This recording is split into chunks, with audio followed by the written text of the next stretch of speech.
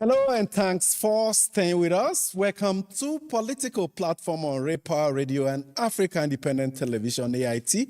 My name is Amechi Anapwe. Now, after several foot dragging, apparently the Senate will this week begin the process of amending the 1999 Nigerian Constitution to pave the way for the creation of state police in Nigeria. Now, Senate Leader Opeyemi Bamidele, who gave this indication on Monday, said after extensive consultations, the bill to establish state police will be separated from the other numerous constitutional amendment bills presently before the National Assembly in order to fast-track the process for the establishment and creation of the much-awaited state police. We will offer perspectives on this. We will also break down moves by the Nigerian government to repatriate its nationals in South Africa as xenophobic attacks escalate. It's not ending. The government is also considering retaliatory measures against South Africa. Some will say yes, tit for tat. Now, we have two guests on the program today. Former Minister of Sports and a key member of the African Democratic Congress, ADC, Solomon Dalung, will weigh in on the state of the nation ahead of the next general election. Mwabezoli, a businessman and philanthropist that contested the NDC Anambra Central Senatorial primary with incumbent Senator Victor May, will have a right of response to issues raised by Victor May on this program on Monday, if you recall. First, let me welcome my colleagues. Uju Ejeye is there. Shoraja Simi is also here. And Mustafa Mohammed is here also. Making up our numbers. Gentlemen of the press, welcome to the program. But let's quickly take this soundbite. We welcome our viewers and, of course, our listeners. Let's take the soundbite. Yes, we'll take this soundbite from Senate Leader Opeyemi Bamidele, giving indications as to how the Senate will fast-track the establishment of state police. Came to a conclusion that we were going to pass the constitutional amendment with respect to making provision for the state police. And if I can tell you as of today, that will come to fruition this very week, because there is no need, to allow any further delay in it. And again, speaking to our style in the 10th Assembly, there have been series of meetings, all right, between the National Assembly, and when I say the National Assembly, the team of the National Assembly led by the chairman of the Senate Committee on Constitutional Review, where I'm the vice chairman. The chairman, as you know, is His Excellency Senator Jibril Barau, who is the deputy president of the Senate, and the chairman of the House Committee on Constitutional Review is also the deputy speaker, His Excellency the Senior Senator Ben Kalu. So the Senate ready to walk the talk. Gentlemen of the press. It's a good thing that the Senate is saying this now, because we have been talking, especially in the last 2 weeks, on the need for state police to be entrenched in this country, so that insecurity can best be tackled by those who know the terrain and who know the behavioral patterns of the people, because that's the whole essence of the state police. Those who know, like, you know, the Olu people, you know their behavioral patterns, and so a security man from that place can best tackle whatever comes out of that place. And even if they are foreign, intruders, he would know how best to deal with intruders because he knows the terrain. So let's hope that it will not take 4 years like we've been hearing before the processes can be concluded, that now that the Senate says we're going to start work on it earnestly, they would expedite action on it and, get it off the ground so that Nigerians can start sleeping again with 2 eyes, because for a long time now we sleep with 1 eye if we sleep at all. And then you said something about the xenophobia. Yes, we'll come to that.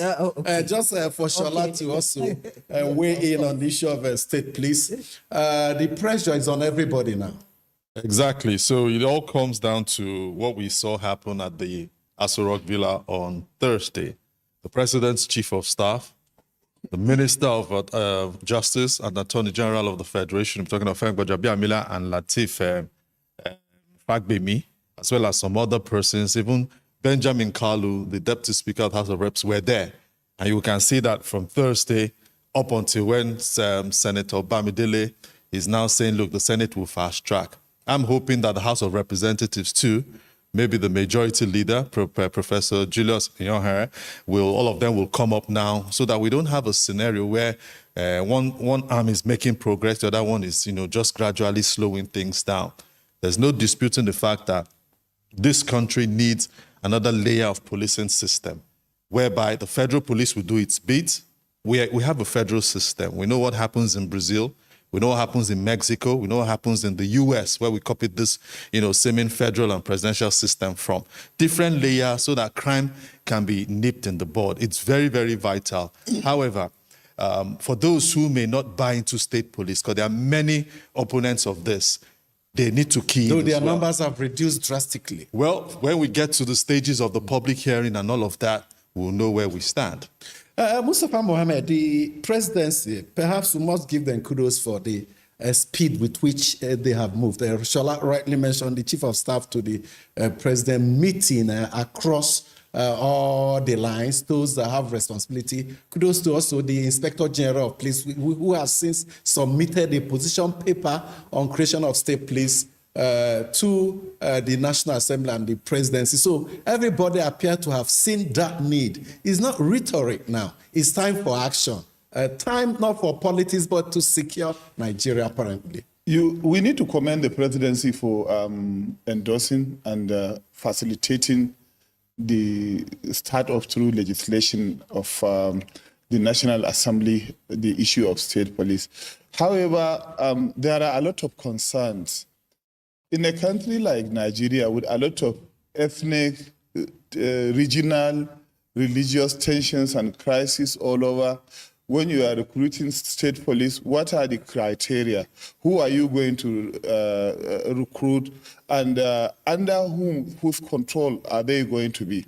Are they going to be under the control of the state governors who have been most of who have been using political talks? Now you're going to create police for them with arms. What kind of command are they going to give them? Are they going to use them for their political and unholy reasons to go against their opponent? We've even seen governors who will make sure that the federal police or other agents detain journalists, put them in prison for expressing their opinion. So you are now giving them the arm and knife to do what they want. So there must be very stringent legislations on how these state police are going to be used.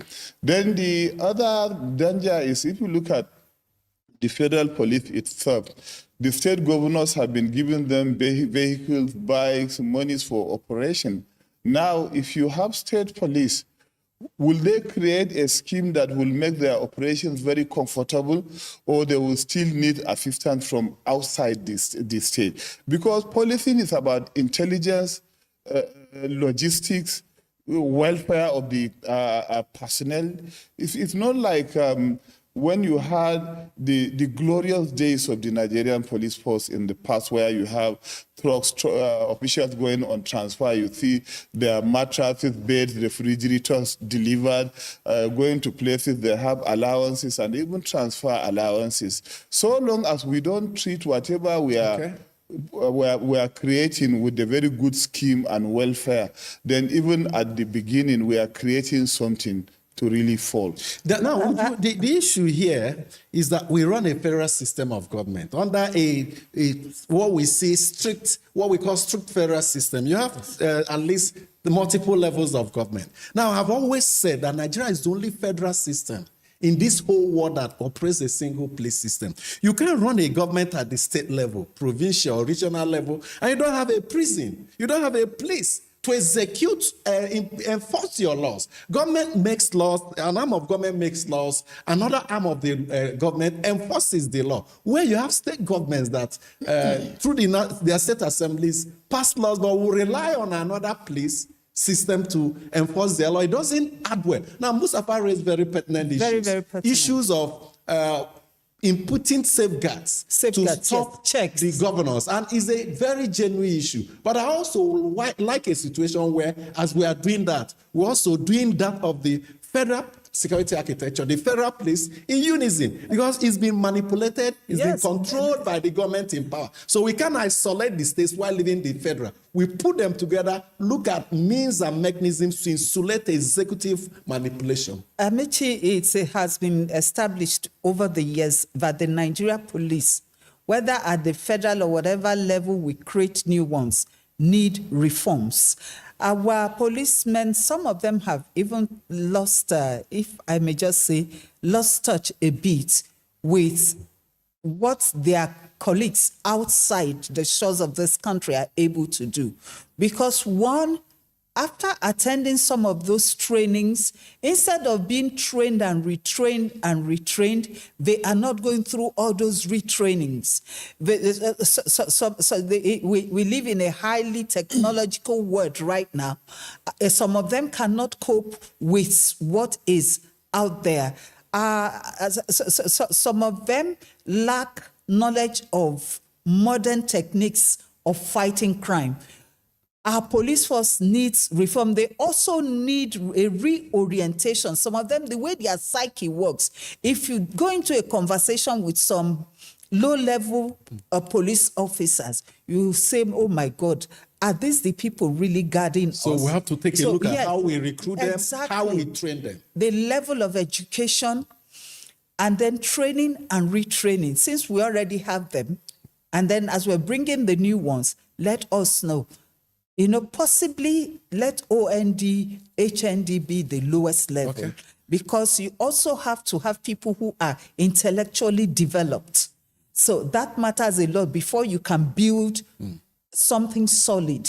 There has to be something. A level of intellectual development. So we need people who are at least schooled. Not just intellectual development, but we have to ascertain they are of sound mind in the first place. But let's jump to another issue now. Nigerian government, following the action of the Ghanaian government in repatriating its nationals in South Africa, have concluded plans. In fact, the first set were supposed to have been brought in. Is it today? But due to some logistic issues, it's been shifted forward for a few days. Tomorrow, Wednesday, I gather. And so, before we offer perspectives, let's take a listen to the Minister of Foreign Affairs, Bianco Ojukwu, speak to State House correspondents on that matter. Nigerians living and working in South Africa have reportedly faced attacks and intimidation. Our citizens are being harassed. Our citizens, their properties are being looted.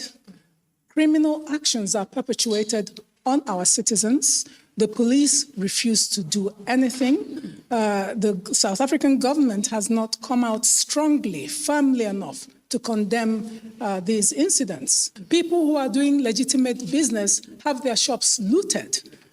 They have their shops set on fire. Children cannot go to school because they are intimidated in their schools.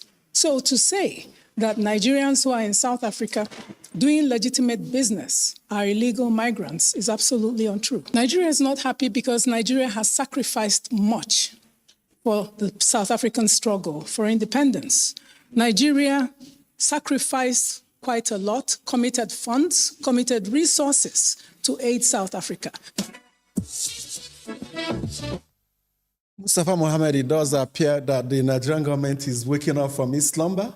You see, a lot of Nigerians have cried out asking this question: what is the Ministry of Foreign Affairs doing as Nigerians harass, some are maimed or killed and their property is been looted?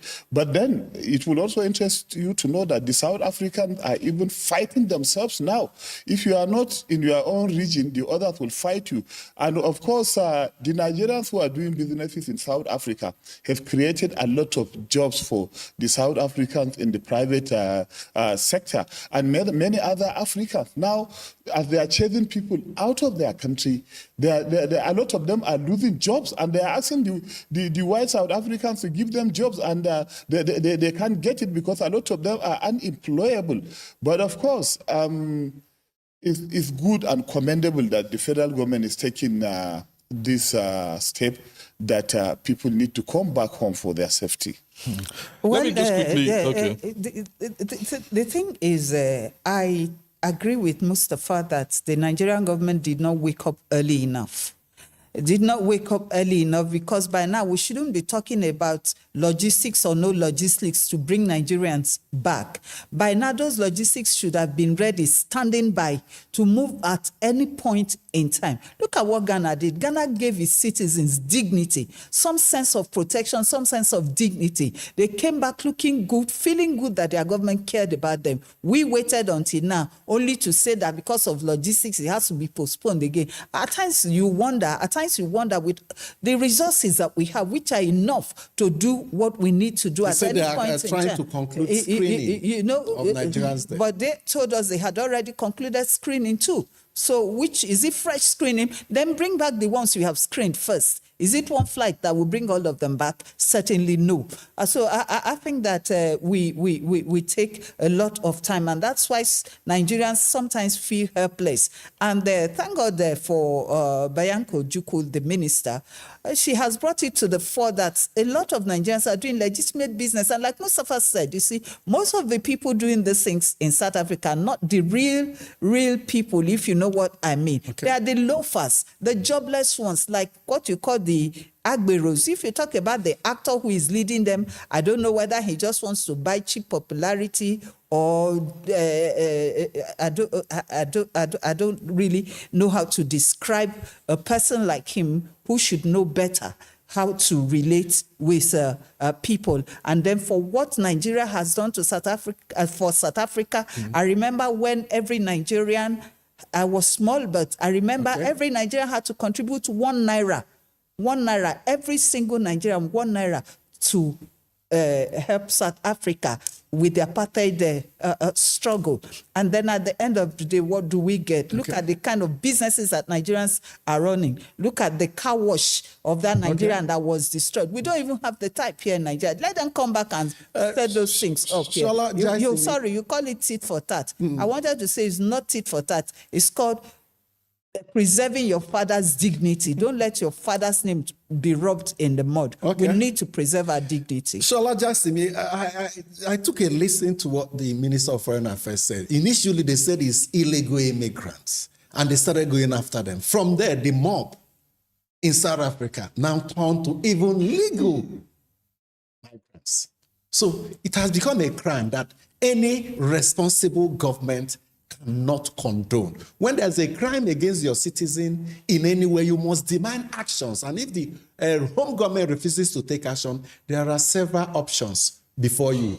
Perhaps Nigeria may have started taking reprisal or retortion actions against South Africa because just a few days ago, the federal government announced the end of monopoly over the firm, a South African firm that has been enjoying a monopoly on the telecoms credit. That's the company that advances credit to telecoms users. If you have run out of data or airtime, they grant you credit and you pay later. And we heard that their turnover was in trillions. Now, the government has said deregulate it, let Nigerian-owned firms come in. So these are ways we can get back out South Africa without being belligerent. Well, the Federal Competition and Consumer Protection Commission puts this, on the table and licensed for the Nigerian companies to break that monopoly, all with a view to ensuring that the elements of economic diplomacy begins to come in. When this issue broke at the end of April, we're not unaware of how there were, nudges told the Nigerian authorities that you need to do something. Let's not forget, the Parliament, both the House and the Senate, were so angry. You saw those senators. Some of them said, immediately, let's start nationalizing. We know that's a long process anyway. A South African business. That may be extreme. Exactly. So, but it's clear now. Bianca Ojukwu is settling in as the Foreign Affairs Minister, and she's making solid foreign policy pronouncements. I spoke to... Assertive. Yes. I had actually spoken to the President's Senior Special Assistant on diplomacy. That's Demola Oshodi. And he was explaining, he said, look, Nigeria cannot act the way Ghana is acting. Ghana took some rough... But we are doing it now. Exactly. So I'm just trying to say, from the minister to the man who is the senior special assistant to the president of the villa, a slight difference within the space of weeks. But now the minister is asserting our authority as the chief, foreign policy person with regards to what is happening in South Africa. We need to be very firm. Not almost all of us here have been to South Africa. Welcoming. But when you go deeper, there are some things. Okay. And the issue is that there are elections that are happening in November, local elections. Yes. So all the political stakeholders... This is a big issue. They want to satisfy the local mob. Thank you very much. For the first time, Mustafa Mohammed, quickly, Ramaphosa spoke up against somehow. No, it wasn't the first time. Like a lame duck. He spoke up earlier when he started, but what he said, if you look at the text, he was a bit soft. But he was a bit harder. Exactly. Just slightly harder this time. Mustafa, quickly. We have direct-to-home satellite company, DSTV. South Africa, we have MTN. These are companies that have both dictated how businesses are run and how they charge Nigerians, despite huge cries and increasing their tariffs and whatever. The federal government, I think, has more to do against South Africa since our citizens have become victims. Just a quick one. The government has decided to stand up matters. Sorry, just a quick one. DSTV had been bought over by Canal Plus. That French company. A French company now. And so when Shola talked about local elections in South Africa and the majority of the voters are pro-chase these Africans away, you can liken it to the Nigerian situation, 2003 or thereabout, when some governors in northern Nigeria were under pressure to introduce Sharia, or you'd be voted out. So just to put it in context, let's go for this break. When we come back, former Minister of Sports and a chieftain of African Democratic Congress, ADC Solomon Dalung, will join us to offer perspective on the state of the nation. Do stay.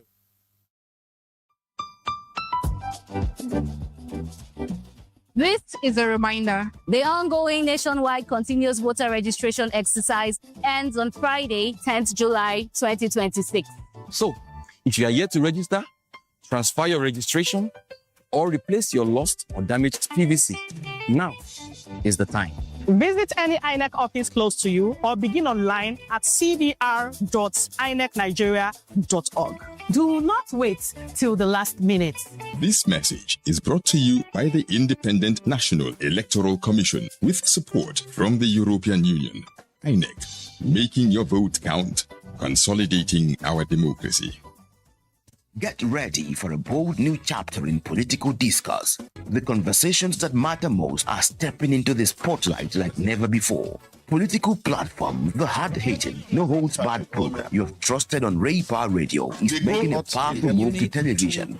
Tune in to Africa Independent Television, AIT, as political platform debuts on your screen, bringing deeper analysis, sharper debates, and the voices shaping our nation's future right into your screens. From policy and politics breakdowns to real-time discussions with key stakeholders, this is more than a program. It is where opinions are tested, truths are uncovered, and the people's voice is heard. Join seasoned hosts and expert guests as they tackle the issues that define our democracy. No filters, no distractions, just real talk. Political platform now on AIT, 9 to 10 a.m. every weekday. Stay informed, stay engaged, be part of the conversation.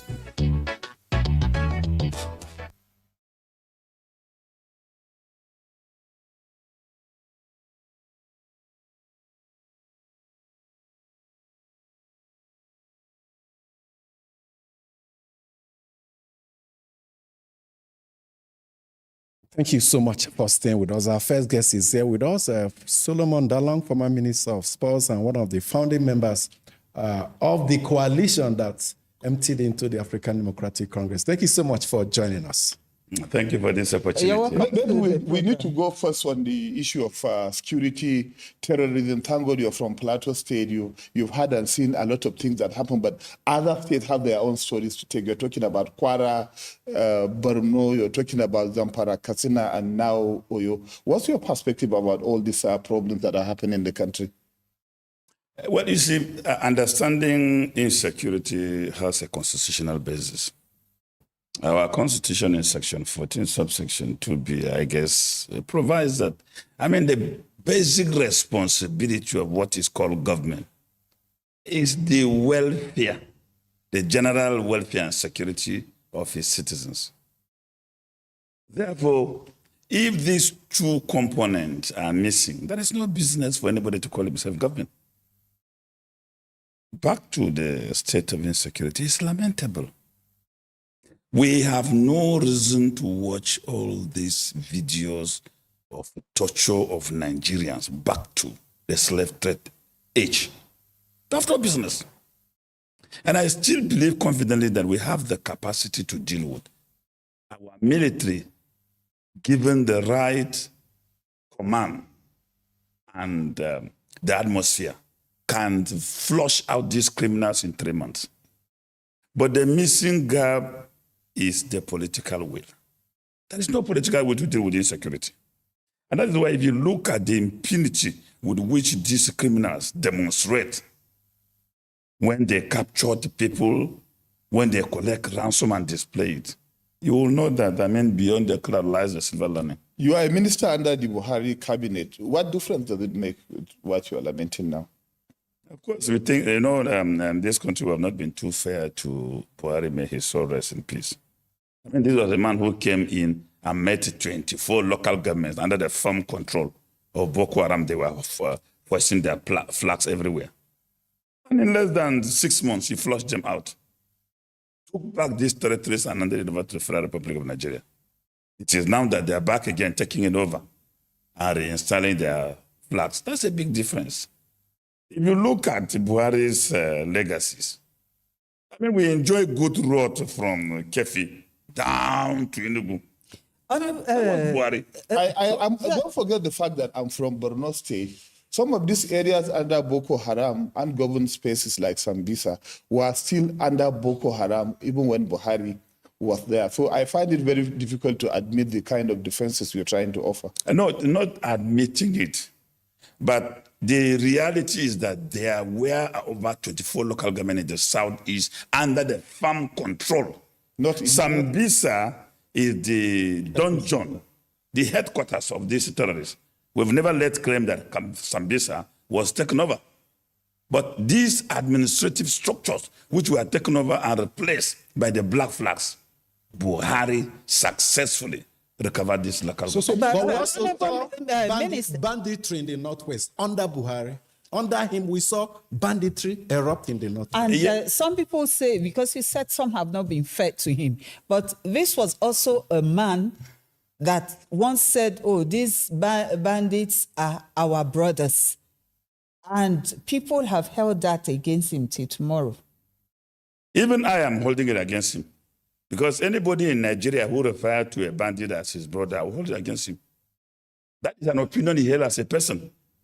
It is not about the government. So we still have the people in this government who refer to bandits as their brothers. Why is it not an issue? They are still in government. And they said, please, these are our brothers.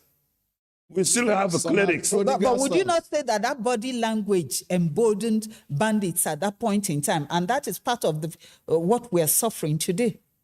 Well, I don't know at which time he made that statement, whether before becoming the president or while as a president. I cannot recollect very well. But I have before. Yes, but I have said that no Nigerian should associate himself or massage criminality. I've said it. So you don't need to take me into what I don't believe in. Look, so Minister, we can see that the process for state police has somewhat commenced now. The executive is on board. The Senate is saying, look, we will follow suit. There are expectations that the House of Representatives will also ride along and the House of Assembly. Do you think this move for finally state police becoming reality, do you think it will help curb this insecurity? It is insincerity of purpose. The government is insincere. There's nothing about state police. President Musa Yar'Adua was a civilian. He was on his way to Japan when Boko Haram attacked and destroyed 5 police stations in Maiduguri metropolis. And during his aircraft, he turned back and told the service chief, before I return, I want you to crush these criminals. And before he returned, the criminals were crushed. Obasanjo in 2004. Were they crushed? Yes. Well, they're still there now. Boko Haram was crushed successfully in 2009. It was after the death of Yar'Adua, after a year, that they came back again. Obasanjo in 2004, when the Nigerian Taliban took over 2 local government in Yobe State, he told the service chief, within 72 hours, if you can't crush them and recover this local government, bring my uniform to me. Let us hear the president giving command. The military cannot act without a command. A soldier will remain. The president gave a command. He said, look, we will crush terrorists. My service commanders get the job. I'm talking about the incumbent. We will. It's different from crush the terrorists. We will. When will he make up his mind? Okay, let's come to core political issues. Your party, ADC, conducted some primaries across the nation, but it appears that of the presidency is still generating controversy. Some of your members are resigning, saying it was all fraud and manipulations and all that. Let's get your perspective on it. The primaries of the African Democratic Congress was not a perfect situation. I've asserted this before. And I expected that would have done better than that. Because, you see, you can't ride the horse of injustice to the market and want to buy justice. So, having formed a coalition to rescue democracy, at least what is expected of the party is at least a minimum standard of fairness, which appears to be lacking in many instances. That generated the reaction of those who contested the elections and lost. It led to the exit of some of the members of the party. That is obviously what happened, because the problem with Nigeria is that wrongdoing, when it affects you, we try to defend it. And this is why this country cannot make any progress. Once something is wrong, you identify it so that it can be corrected. That's the essence of complaining. We don't criticize because we want to kill human beings. No, we criticize because we want to offer an alternative opinion that, if tested, it may bring some changes. So what practical steps or measures do you expect the party to take in dealing with this problem? Well, the party has a mechanism for appeal, and the appeal process will require looking back at things that happened, and then the appeal committee should turn out a decision. But my apprehension is basically that, looking at the time-bound INEC timetable, whether justice will actually be available for the aggrieved persons. But in absence of that, political parties have what we call reconciliation committees that will go around and assuage aggrieved parties and try to reposition and reprioritize their political ambition within the context of the... Article has been going around. Yes. Is that not enough? Article has been going around as an individual, but the party will need a more comprehensive approach to deal with the issue of grievances. But don't forget that it was a coalition that had principles. So the committee that would reconcile people will have to re-engage people, reposition their priorities and political interests within the context of the contemporary realities. We look at those personalities in ADC.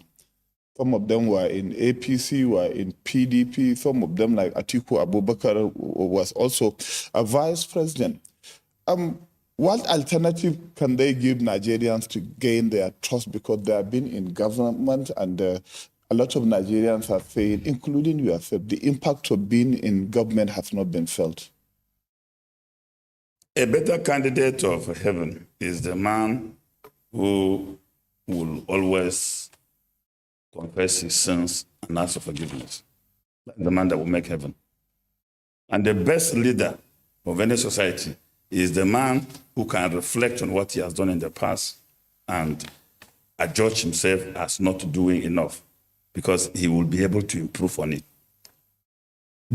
A leader who will never transform a society is that leader who believes himself as know-all and make no mistakes, and continue to believe that what he's doing is right. I see these gentlemen who offer themselves, who had served in the past, as better people to be trusted because they have a history, so they can correct their past.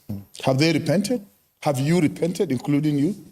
Well, asking me this question, I don't know whether maybe you are one of those who left this country and came back, but it is a done and dusted issue since 2019. So repeating it every day is trying to insult our memory. But of course, we are living in a world of artificial intelligence. You can ask, has Solomon Dalung ever confessed? In fact, last week on Arise, I made it categorically clear that when I discuss insecurity, I discuss it with pains. Because Solomon Dalung was a part of those who founded APC. I was one of those who promised Nigerians a better future. And this led one old woman in Kebbi to donate 1 million to us. And she said, even if I do not live to see a better Nigeria, I've contributed to it. But we have not been able to achieve that, which is a failure on our side. Because if we have achieved it, we will not have leaders wearing handcuffs on their caps and talking of renewed hope while it is renewed hopelessness.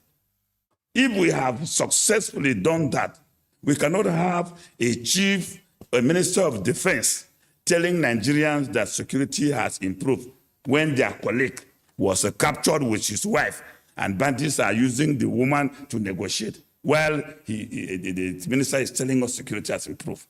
If APC had successfully did what we promised Nigerians, we would have not have a government where South Africa, people that we wasted our money to fight for apartheid.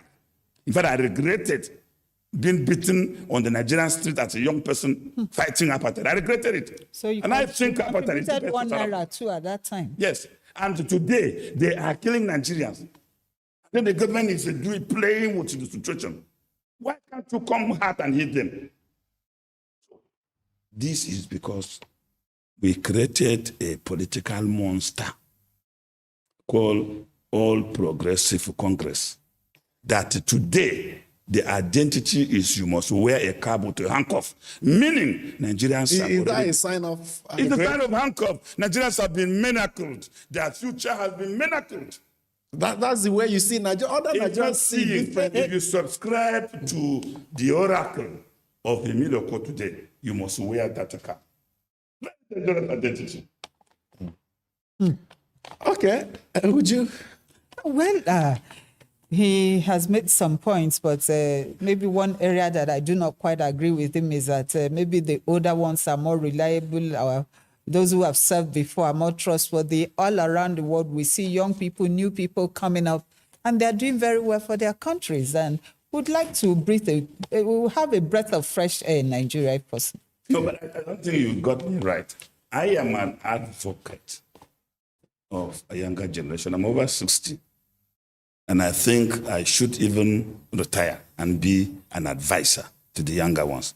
Because in other climes, the Prime Minister of Australia retired at 29.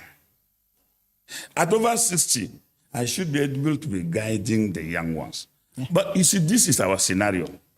The gap between the youth and my generation at 60 is very, very wide. So much, yeah. Very, very wide. Therefore, if you get me out of the stage, You are denying them even the opportunity of experiences. So what I think we should be looking forward to is a very comprehensive mentorship scheme where intelligent, patriotic young Nigerians, should be incorporated into the system so that they stop running across the Mediterranean. Our forefathers were taken across the Mediterranean with these chains. Our young ones, their brains are also chained and taken across the Mediterranean. Shala, I think we have to hold on a second. Shala, we have to allow him to now. You were minister of youth. Shala, so I'm sure another time we'll be able to take Easy. you We have another guest. he has landed on his point. Yes. And we appreciate your I coming. was thinking you will allow him to ventilate that so that he doesn't. Okay, because let him, yeah. Shala, Yes. land it.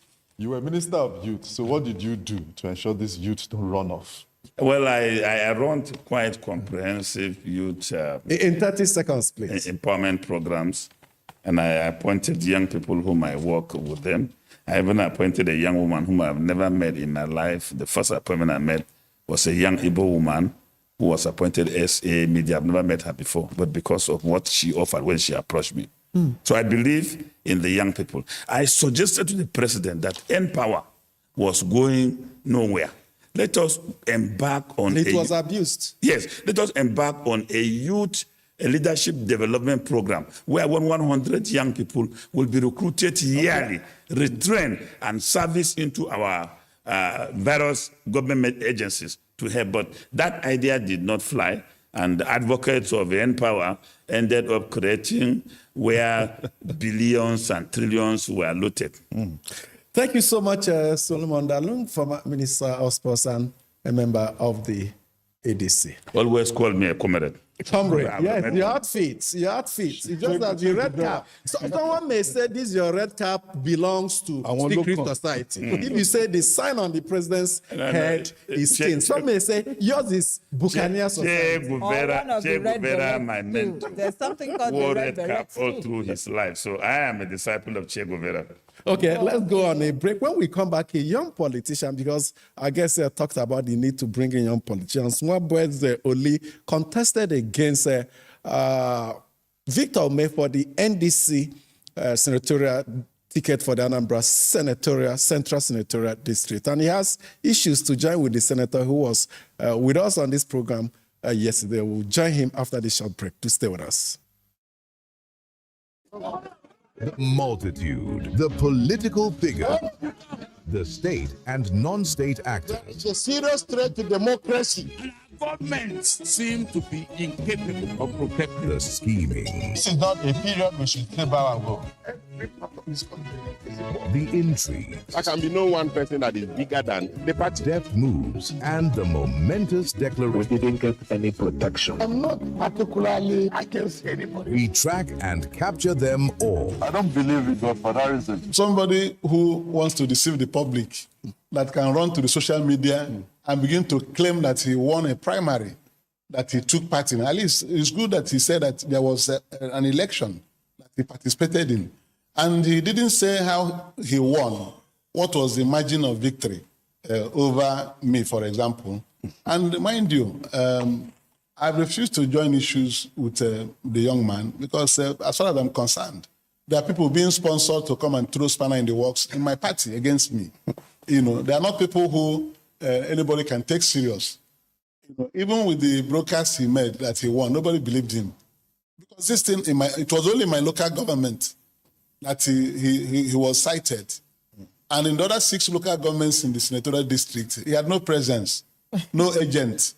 And he won in my local government, where, as my people eventually uploaded the video, you can see that I was the one everybody came out there for, not him. What is his name?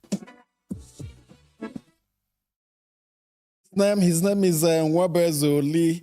He contested against Victor May. And each of them is claiming victory in that contest, Uju. Nwabweze Oli, let's welcome you to Political Platform. And I'm sure it was your very first experience, major experience at a primary. contesting a senatorial district primary is not like any other one. What was your experience like, to you, just coming into the rough terrain? Thank you for having me here.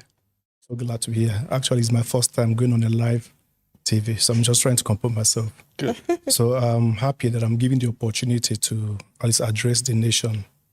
It was an opportunity for me to actually contest against an incumbent senator, Victor Ome. It wasn't easy, and it takes so much courage to be able to stand knowing my age.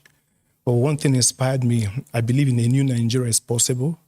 And if it wasn't for my leader, His Excellency Peter Obi, there's no way I could have that courage to even venture going into politics, not to talk of contesting against an incumbent senator, Victor Ome. So I'm glad that it happened. So my experience, it's an experience. So whether good or bad, I'm having the experience. But I would be very honest, I was a bit disappointed with the process and the outcome. Okay, is it the tension of having to wait to know whether you made it or not? Or which one? From the beginning, I followed all the party, guidelines, basically. Everything I was asked to do, I did. And I observed nobody was contesting against our dear Senator Victor Ome. Because if you look on the media, he's everywhere with our leader, Peter Obi. He goes everywhere. He's more attached to the party. He's the leader of the party. He's more like his colleague. But I didn't really want to contest. But when I went to the grassroots... Was it an intimidation? I wouldn't say an intimidation, but it's obvious, knowing the system in Nigeria, that someone at this level, there's no way anyone can actually get a ticket other than, him getting it himself. So, but my inspiration, I actually went to the grassroots and I listened to the crowd of the people, and they were like, I couldn't believe my ears. Nobody wants him. They said, we don't want Senator Victor Ome. I said, why? Because he underperformed. He didn't really do well during his tenure. I think this is his second tenure. So the past 4 years, he behaved like he didn't really perform. I'll cite an example. We have someone like, I don't know if you know Senator Tony Nwoye. Yeah. He contested in NDC, but nobody. He actually got it unopposed. But Victor Ome, Anambra Central. We have 4. You are Anambra Central. Yes, Anambra Central. North. Yes, but what I'm trying to say is still the same party, NDC, because they are just the 2 senators that joined the party with our leader, His Excellency Peter Obi. But nobody contested against him. Why? Because he worked. He did a lot for his constituency, so nobody challenged him. But Victor Ome people, we had about 4 aspirants, but I wasn't happy. Yeah, I wasn't happy with the way Victor, during the process, he was just acting like he owns the party. The other aspirants, the people contesting against them contacted them. They had discussions, wanted to see if they can have consensus candidate. But he never called me. He never called all the aspirants. To him, he looked at me, looked at this thing like a dog. But I'm a man of God. I don't know if I mentioned it here. I'm a pastor. And I know the story about David and Goliath. Of course, you know how the story ended. So, and also before I actually contested, I prayed. And God said, "This is go and contest. I want you to change the narrative. I want you to work for my people. They are crying. Their cry has gotten up to me. And I want someone that can go in there and make a difference." So let me just quickly weigh the issue around the primaries for Anambra Central of the NDC. You are saying that you won the primaries. Yes. On what premise are you saying this? Okay. Yesterday, I was privileged to watch the interview you had with our senator, Victor Ome. Oh, Jesus, I was disappointed. He claimed that I'm there, I'm a social media person, nobody, I'm not known in Anambra. But I'm shocked. He knows my dad. My dad is a very powerful political figure in the Southeast. When I mean powerful, there's no politician in the Southeast that doesn't know my dad. And he's close to my dad. So coming to tell people that I'm nobody, it was shocking. That's one. Then 2, he claimed that I'm going around social media showing a result from one another local government. Now, where are the 6? That he won in that another, and at the same time, even these other 6 local governments. I have a video, I don't know if the media can actually show us the video of what happened in Oka North, I don't know if it's possible for the viewers to watch it. Maybe another edition. Okay, basically, in Awka North, he got 8 votes and had 2,000 votes. It's there. You know about in the other local government? Sorry? The other local governments? Yes, I'm not going to show that other one because he never showed a single video. Now, can I come back to Anocha? He showed a video. Yeah, he showed a video where people were celebrating. I have another video where 90% of people there, and I'm so shocked that Senator Victor May will come on a live national TV and be telling the world that he won in Anocha local government. So you are saying you won. What's the evidence? Is it the videos that you have as evidence? How will you say, has the party communicated to you the aspirants over the results? Okay, now that's another area where I'll fault the party. Though I know it's still a young party, they're just 3 months old, so I wouldn't expect much. Now, the election happened on the 29th of May, and it's of course, we know the A4 election. Up till now, the results hasn't been announced. So that's why you even have a lot of agitating, complaining. They're not happy. So by your own records, you think you won? There's no doubt. And let me say this. Anyone in Anambra Central, they know the truth. All of you here, this is Nigeria. Nigeria is not so big. Make your calls. Call people. Because he sees me as a small boy. How come? But it's democracy. Government of the people, by the people. So we have to wait for the party to officially communicate the outcome of that primary. Okay, we're going to wait for the party to communicate the outcome of the primary. But I just want people to know the videos are there. The people are there. If the party want to do the right thing, they will do the inquiry. They'll go to the grassroots and make inquiries. Because I can't tell you anything because the results are not yet out. Okay. Yeah. So let's leave it there. We'll have to thank you so much, Nwebe Zoli, for joining us today and offering your perspectives on what transpired in that senatorial ticket contest for the NDC in Anambra Senatorial Zone. While he's still seated, perhaps we'll go through 1 or 2 mails to see what our viewers and listeners are saying. And I hope you enjoyed your first time live on air. Is it okay? Just 10 seconds point. He made a claim that I was sponsored, and that's really, really disappointing. Now, I'm a successful real estate mogul. I have real estate company in the UK, and I have real estate company in Nigeria. I'm a developer. Now, my dad has grassroots. If you watch the video, they were chanting, Oli, Oli, Oli. That's my surname. It's there. Okay. All over the media. Now, saying I was sponsored. Okay. Yeah. So you didn't, nobody is sponsoring you, sponsored yourself? Yes. Okay, the mails now. All right, Wada Yahaya from Central Area in Abuja says, the abduction and quick rescue of Adelabu's sister and her twins is one news that has elicited strong reactions from many Nigerians. The extent and swift way the Nigerian police responded to rescuing them has shown that when it comes to the elite, there seems to be more seriousness and commitment from the security personnel. On the lighter side, rescue missions in Nigeria seem to be categorized into Band A and Band B. I am sure this rescue mission of Adelabu is Band A. Let the poor breathe. Given the above, let me use this medium to urge our security personnel to do everything within their powers to rescue all victims of abductions, especially those school children of Oyo State still in captivity. May God bless Nigeria. John Peters sent the next one from Port Harcourt. In Edo State, kidnapping remains a serious threat, with many citizens living in fear and uncertainty. Families are concerned about their safety while communities continue to call for stronger security measures against criminal elements operating in forests and along major roads. Yet, many people have expressed surprise over reports that security personnel are deployed to protect campaign billboards from vandalism. This has raised a critical question. If police officers can be assigned to guard billboards, why can't the same urgency be applied to protecting citizens from kidnappers? The primary duty of any government is the protection of lives and property. Billboards can be replaced, but lives lost to insecurity cannot.